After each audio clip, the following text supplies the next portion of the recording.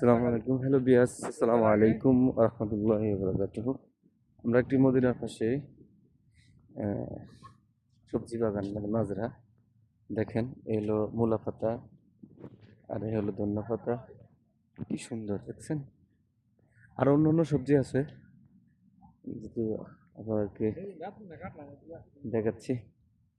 আর আছে আপনার টমেটো, গাজর, সিম, ভুট্টা, টমেটো, অনেক ধরনের সবজি আছে।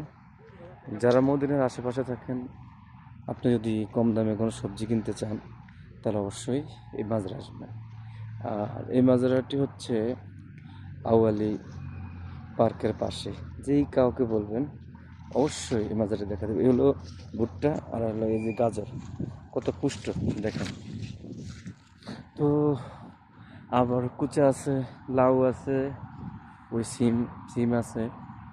এখন যার যা লাগবে ইনশাল্লাহ। এখন শীতকালীন সবজি, অবশ্যই বেশি বেশি করে সবজি খাওয়ার চেষ্টা করবেন। কারণ আমি আজকে আসছি সবজি নেওয়ার জন্য, ইনশাল্লাহ আমি শাক নেব।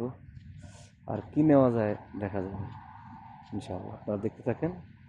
আজকের ভিডিওটা আমি অনেক বড় বানাইতেছি আপনাদের জন্য, কারণ ঘুরে ঘুরে আপনাদেরকে দেখাচ্ছি। আর ওই হলো সিম, দেখছেন কি সুন্দর, ওই যে গাছে সিম আছে, এখন অনেক ফুল করতেছে।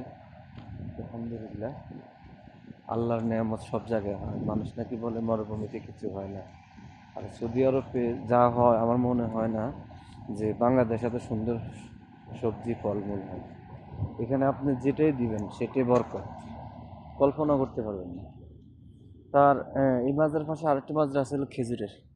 দেখেন এখানে একটা প্রায় 3 থেকে 4 কিলো একটা মাজরা, অনেক খেজুর ধরে এখানে।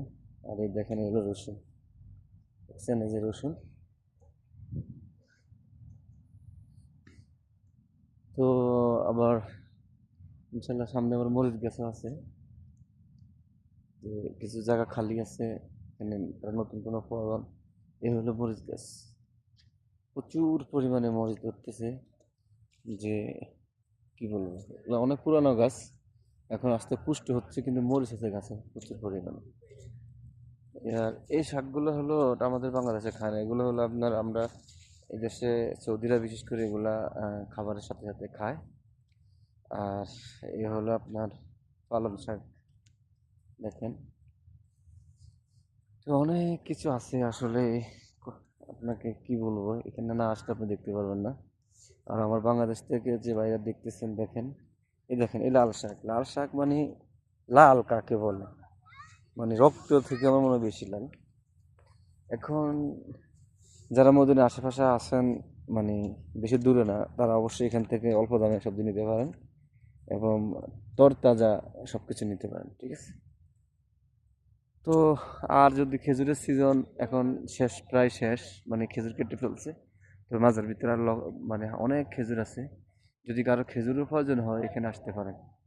তো ঠিক আছে, সবাই ভালো থাকবেন, দোয়া করবেন, ইনশাল্লাহ আপনাদের জন্য আমি একটি ভিডিও ইয়ে করব।